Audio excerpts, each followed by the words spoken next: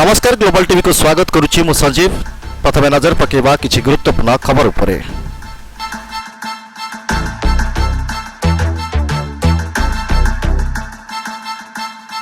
एक गुरुत्वपूर्ण खबर आसी पहुंची नवरंगपुर जिलूर।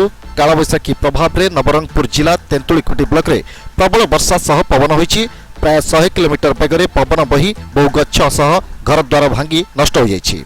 आ लोके एही कालबैशाखी को द्वितीय फनी आसीथिबा मध्य कहूतबा शुणिबाकु मिलिछि। यार प्रभाव ब्लॉकर प्रत्येक पंचायत रे होइतिबा बेले काहार घर भांगी जाइछि तो आउ काहार छपर उड़ाई नेछि। एबे रहिबाकु आश्रय नथिबारु एबे बास हरा होइछन्ति लोके।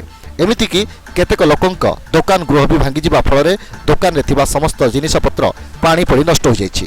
तेबे सरकार तुरंत दुखित गरीब परिवार मानकु क्षयक्षति जोगाई देबाकु दाबी करिसन्ति। नवरंगपुर जिल्लाରୁ कृष्णचंद्र पटनायक का रिपोर्ट, ग्लोबल टीवी।